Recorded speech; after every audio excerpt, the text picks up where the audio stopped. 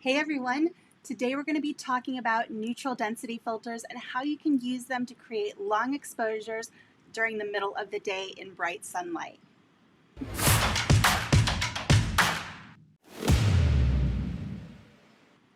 Hello and welcome to Luminar Coffee Break. I'm Angela Andrieux, and today I'd like to share with you one of my images that I took along the central coast of California. This was at San Simeon State Beach, and it was at about 4 o'clock in the afternoon, so still bright sunny day outside. You can see there's some longer shadows because it is a little later in the day, but there was still way too much light to be able to easily do a long exposure. So the solution to that is to use what's called a neutral density filter, or often shortened into an ND filter, to lower the amount of light that was able to come into my camera so I could shoot a longer exposure. For this image, I used a 10-stop neutral density filter, so it's very, very dark. You typically have to focus on the image, focus where you want to focus on for your shot, then put the filter on your camera and take the shot. So if you can see here on the screen, I've got the metadata here in the bottom right corner. This was shot at f10 and a 30-second exposure. So by having moving water in the ocean for 30 seconds, I was able to smooth everything out and get this beautiful, creamy, milky texture there on the water. And it is so, so pretty.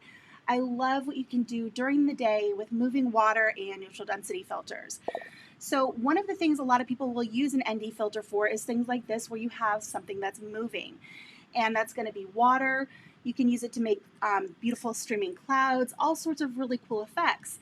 You can also use it to get a more shallow depth of field in a bright situation by blocking out some of that light that comes into your camera. So it's a really great tool to have in your tool bag. Add a couple of neutral density filters in there. I use the circular screw-on ones. I have a 3-stop, a 6-stop, and a 10-stop. They're all fabulous, and I use them for different situations depending on how much light I want to block that's getting into my camera. There's also square filters and brackets you can get. Those are pretty cool as well.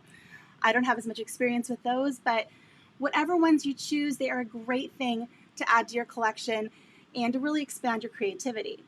So now that we've talked a little bit about ND filters, I want to show you how I edited this photo. I want to take a moment and say hello to Joseph. Glad to see you here today.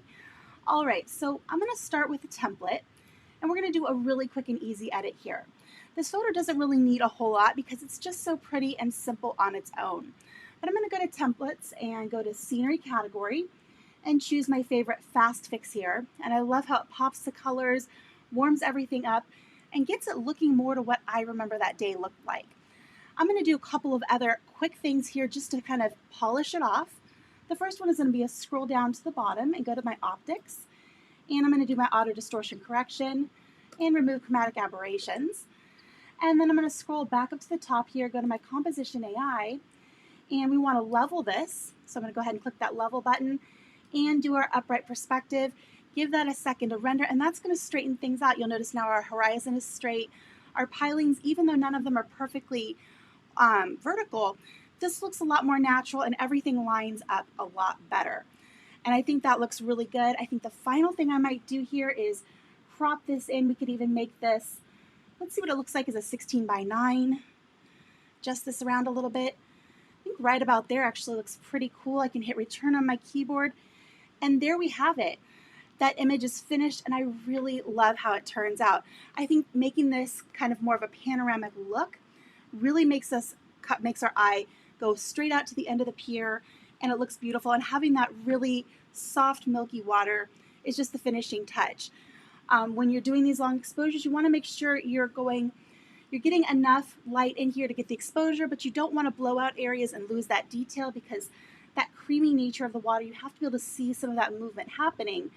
And if you have too much light coming in, that's going to be completely white. There'll be no detail there. So just watch for that. Pull back on your highlights a little bit if you have to. And it makes for such a cool creative technique. I really hope you guys enjoyed this little short tutorial on using an ND filter. If you enjoyed it, make sure you give us a thumbs up here on YouTube. We love seeing that.